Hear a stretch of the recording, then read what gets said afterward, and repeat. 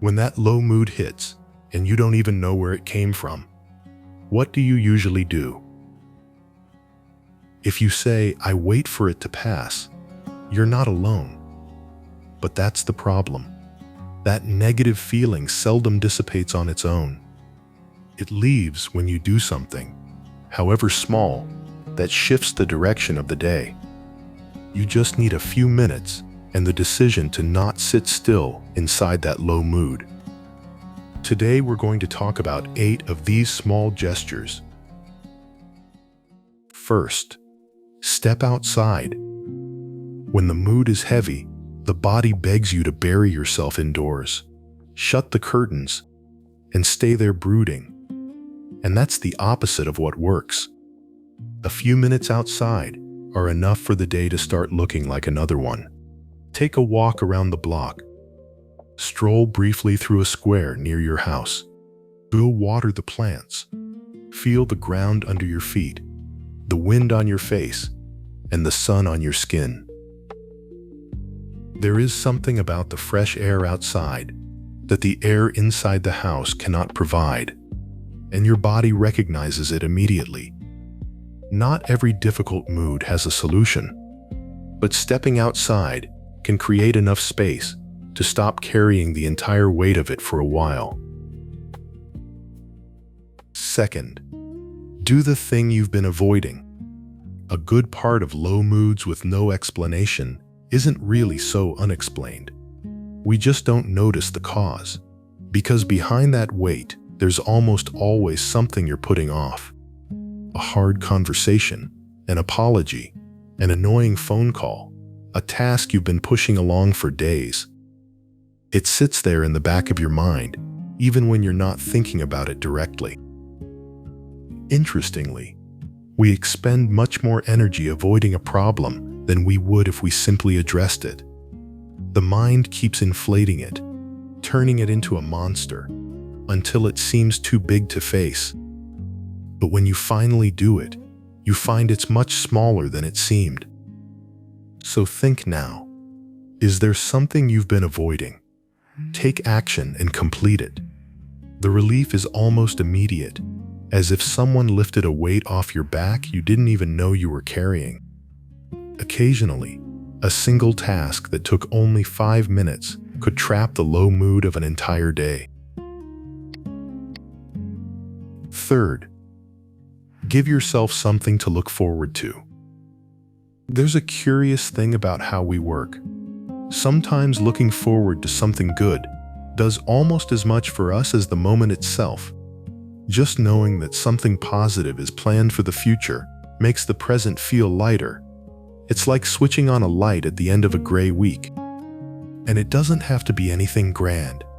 Set up a coffee with that friend whose company is good for you. Plan an outing with someone you love. Go see a movie at the theater. Or arrange to check out a new place over the weekend. The point isn't even the event itself.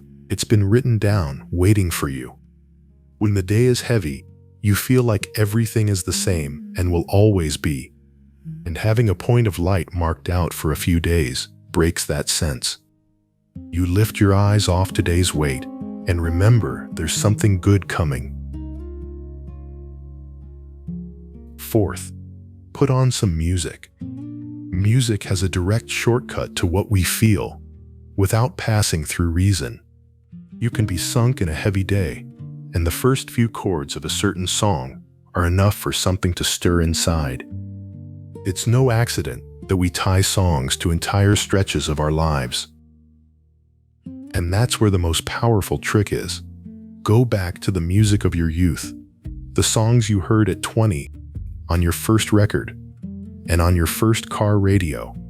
There's something in them that goes beyond the melody. They bring back who you were, the lightness of that time, and the body responds to it almost instantly. You catch yourself remembering the whole lyric of a song you haven't heard for 30 years, and for a few minutes, your attention is somewhere else entirely.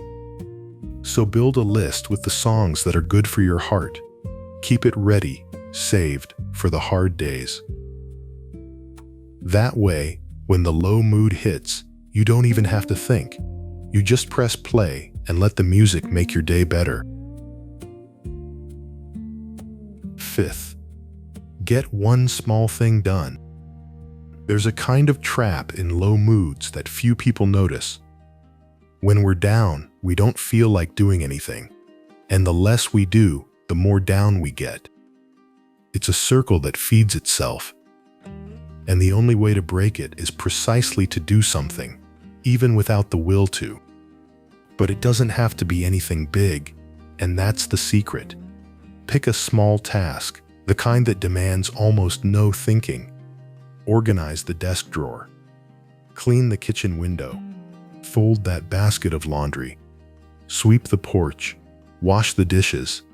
And tidy a shelf. Take a few moments to engage your hands and find tranquility in your mind. This can help you because that sense of having finished something, however small, hands you back a bit of control, right when everything seemed out of control. It's a small push, concrete proof that you can still move things. And often, one small win makes the next one a little easier, and the day begins to feel more manageable. 6th, write down what you're feeling. This might be the most underrated one of all, because it seems too silly to work. But something happens when we put what we're feeling into words. Something that felt messy and hard to understand in your head often becomes surprisingly clear once it's written down. And what turns into a sentence stops spinning loose in your head. Start with whatever is bothering you, no filter, however it comes out. The anger, the sadness, the worry, all of it on paper. As you write, what looked like an enormous mess starts organizing itself, shrinking and settling into its real size, which is almost always smaller than it seemed. After a few minutes of writing, you feel lighter, your thoughts more organized. Even if you can't quite explain how it happened, it just works. 7th, laugh for real. It seems obvious, but it's easy to forget on the days you need it most. Sometimes a few minutes of genuine laughter are enough to shift the mood of an entire afternoon. It's nearly impossible to be in a bad mood and laugh at the same time, because one drives the other out. And the best part is that we don't have to wait for the urge to laugh to arrive. We can go after it. Put on a comedy show, a funny podcast, or that movie that always makes you laugh no matter how many times you've already seen it. Look up silly videos online, the animal ones, the falls, anything that pulls a laugh out of you. There's nothing wrong with that. The body doesn't know how to tell the serious laugh from the silly one. It just releases the feel-good hormones the same way. A few minutes of real laughter change the climate inside the house and inside you, and the weight that seemed so solid suddenly loses its grip. 8th, create something just for the joy of it. There's a difference between checking something off a list and creating something with no purpose beyond the enjoyment of making it. And that simple act of making something often leaves people feeling better than they expected. You don't have to be an artist, and you don't have to end up with a stunning result. It can be coloring, digging in the garden soil, putting together a puzzle, writing by hand, or even baking bread.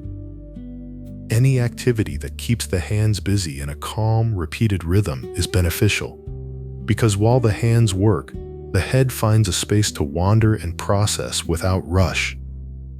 It's a kind of rest distinct from sitting still. You're not running from the world. You're occupying your hands while your head rests. Notice one thing about these 8 gestures.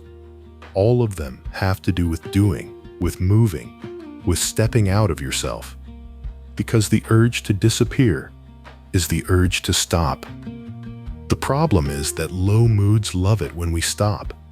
It's in stillness that they grow, that they take over, that they convince themselves it'll always be like this.